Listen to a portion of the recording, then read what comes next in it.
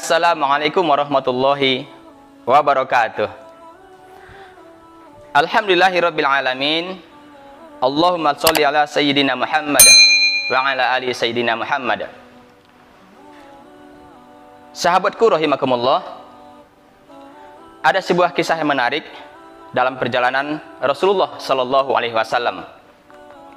Ketika beliau bersama para sahabat sedang ngeriung, sedang bersama-sama, kemudian saat itu Rasulullah tertawa sampai terlihat gigi seri beliau. Sahabat melihat hal tersebut, yaitu Umar bin Khattab radhiyallahu anhu, berkata, "Ya Rasulullah, mengapa engkau tertawa sampai terlihat gigi seri?" Maka Rasulullah menyampaikan bahwa dia telah menerima kabar dari malaikat Jibril menceritakan bagaimana kisah dua orang nanti di akhirat. Satu orang dengan tertunduk, satu lagi dengan wajah yang sangat sedih, mengkhawatirkan. Yang tertunduk tadi mengatakan, "Ya Allah, mohon kiranya amal soleh saudaraku ini diberikan kepadaku, karena dia sering menzolimi saya di dunia." Kemudian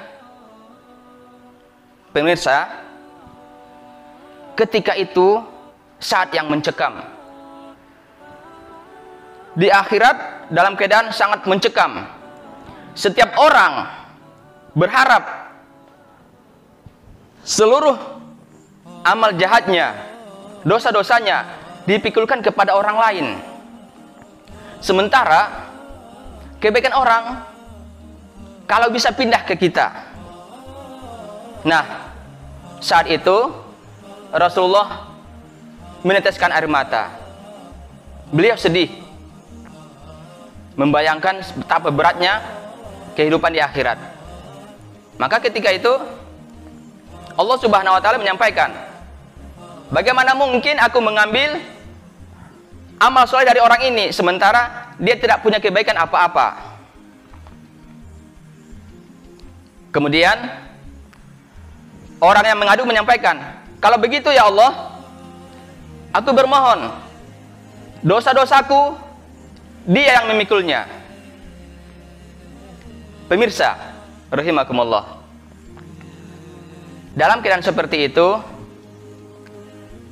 tentu karena tidak ada kata sepakat, maka Allah Subhanahu wa taala menyampaikan, "Coba sekarang angkat kepalamu." Kemudian orang tersebut mengangkat kepalanya, kemudian melihat, "Ya Allah, aku melihat istana-istana yang begitu megah, istana yang terbuat dari kaca, istana yang terbuat dari emas, puri-purinya bahkan seperti berkilau-kilau. Untuk siapakah ini ya Allah? Untuk syuhada siapa? Untuk mujahid siapa?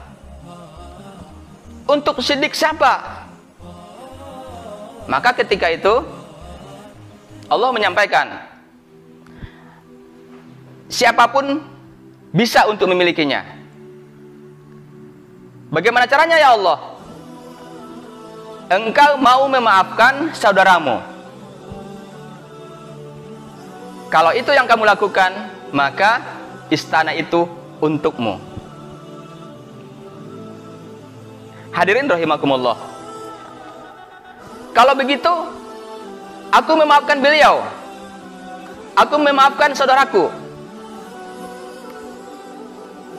Andaikan seperti itu, silakan pegang tangan, gandeng tangan saudaramu, dan silakan masuk ke dalam surga bersama dengan saudaramu. Hadirin rahimakumullah, kisah ini dinukilkan di dalam sebuah hadis sahih yang diriwayatkan oleh Al-Hakim dengan sanad yang sahih. Kita ambil hikmahnya. betapa orang yang memaafkan, orang yang memberi maaf, orang yang saling memaafkan, mereka akan mendapatkan kemuliaan di akhirat. Bahkan sampai melihat kekaguman, tidak terbayangkan betapa dahsyatnya apa yang mereka peroleh setelah dulunya mereka sering memberi maaf kepada orang lain saat orang lain menyakitinya.